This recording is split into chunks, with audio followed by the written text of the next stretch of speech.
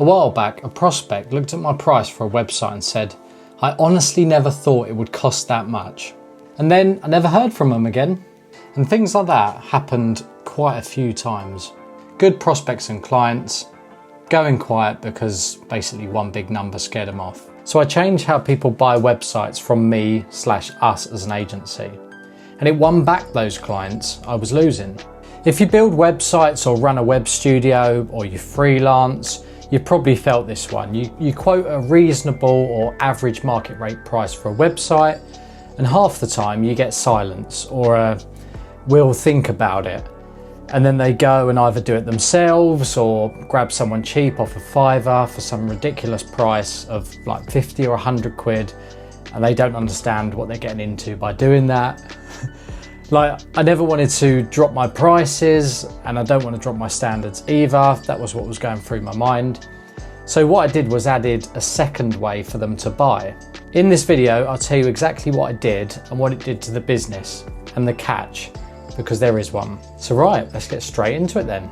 So first I'll explain the problem clearly for you, because then I think you'll recognise it.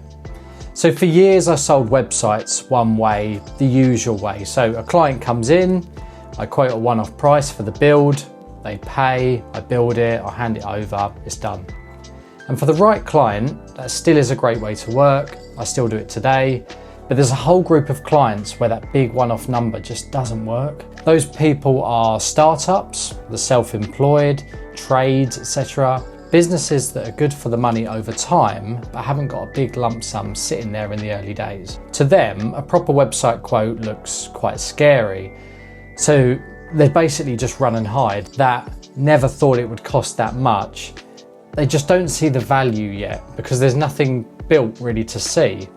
So they go and do it themselves on some website builder. You've got your Wix and your Squarespace, or they go overseas and get someone to do it for 100 quid, like I was saying.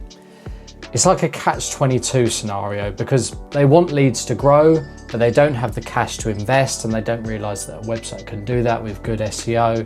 And they don't understand that investing in marketing will help them generate those inbound leads. And understandably so, it's a risk, and they're not sure what the outcomes could be. And that's the bit that frustrated me, because every one of those was a client I could have kept for years.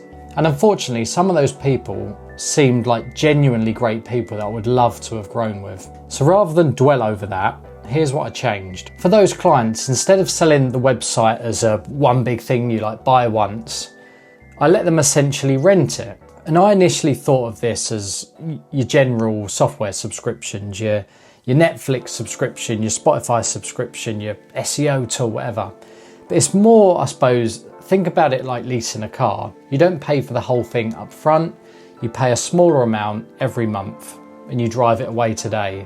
It's kind of like the same idea generally. Obviously it's not the same day, but we can turn them around pretty quickly. So they get the website built, it's live, it's hosted, it's looked after for by us, and all for one monthly fee. There's no scary initial lump sum. And it's flexible, so they really can switch it on, and if they ever really needed to, switch it off. And if they want to own it outright down the line, there's a buyout clause. So it's not a trap, it's more like a doorway to them. And that monthly fee they're paying isn't just for the build, it covers their web hosting, it covers maintenance, it covers a little bit of my team's time every month, which we can adapt depending on how much they think they'll need.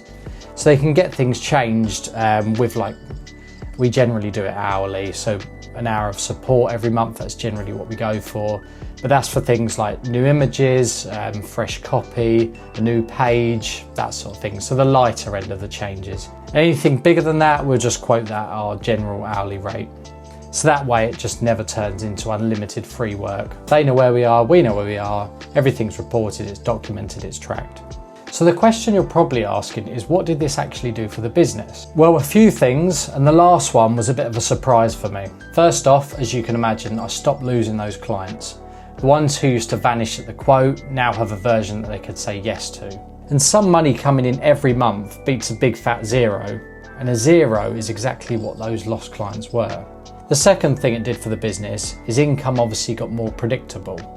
Instead of living quote to quote and hoping the next big project lands, like fingers crossed, I started each month already knowing what was coming in. So I knew what sort of chunk of money was there, which meant I knew what to invest in. I could manage my personal finances, and that really changes how the business feels.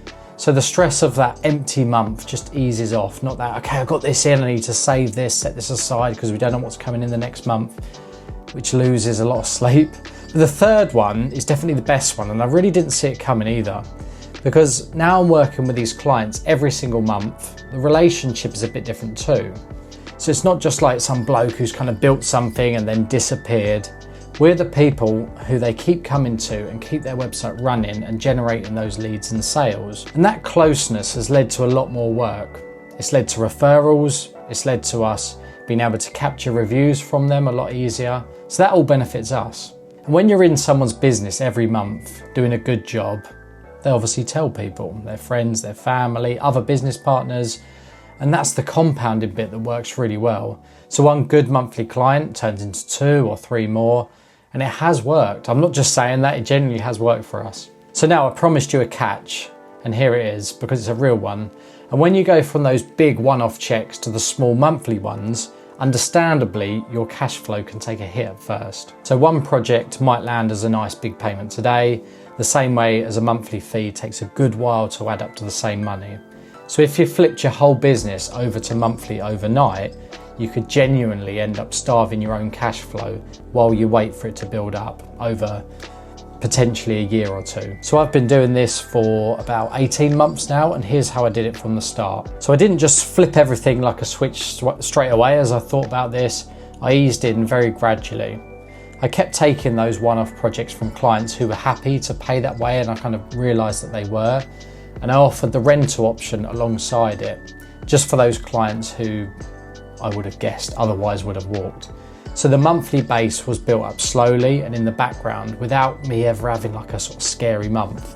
And that was the move, so a hybrid model as opposed to a hard switch. And look guys, you're smart people watching this video, you can usually get a sense of whether someone's in a position to pay that one-off fee, like project fee.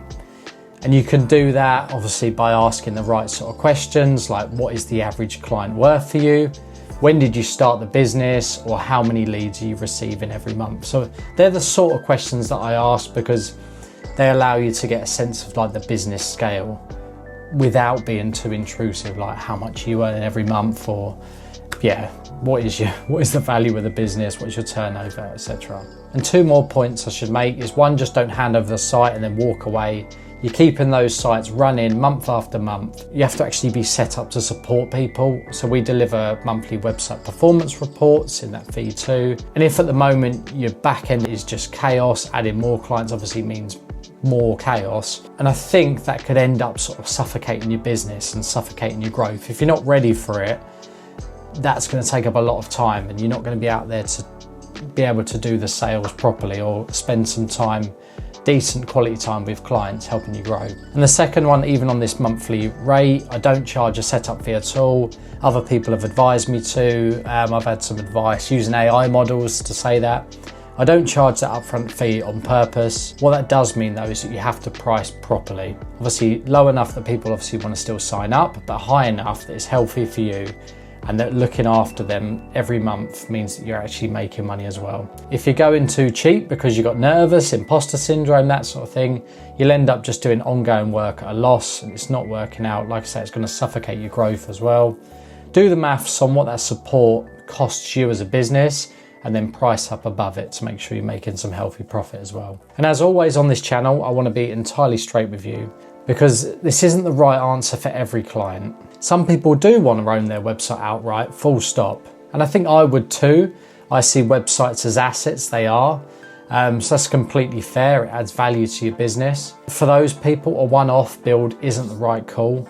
So that's what I sell them. So the same with a big serious custom build project for an established business. So that can still make more sense as a proper one-off build. So this isn't like me telling you to stop doing those one-offs, I want to make that clear. But it's just to think about adding a second option, so you stop losing those other clients who could never do that one-off in the first place. So just make sure you're identifying which client is which. Everyone is at a different stage in their journey, and just understand that and allow that. Obviously we've all started from somewhere. Cash is a really important thing, and just that's why I've done this, to try and work into their needs, so it benefits both of us. So for me, here's the lesson that I've learned from doing this, and it's bigger than just websites. For years I thought that the job was just to like win, like get that wholesale in one go. That's what the coaches and gurus tell you, right? Like get that big quote, a big yes, a big payment, woo, like growth. But I was obviously quietly losing clients that way. The shift was realizing that you don't have to win it all today. Think long term. You can meet someone at a price that works for them right now, and then you can keep them, build a relationship, get referrals. A client that you keep is worth so much more over time than a one-off client ever is. It stopped being about landing the next big number and going out and celebrating, and started being more about building something that keeps paying, like keeps growing through the people that it brings you. Something which feels much more safe and stable and secure. If you found this information useful, I'd love it if you could subscribe, because I'm sharing the lessons from running my marketing agency on here every week. So the raw, the transparent, the really honest version of that. Not just, I suppose, the highlight reels of it, because that's not the truth. And if you want me to break down the exact way that I put a rental option on the table on a call or in person, so the prospect picks it without me having to like hard sell it, tell me in the comments and I'll make that one of the next videos. Cheers for watching, and I'll see you in the next one.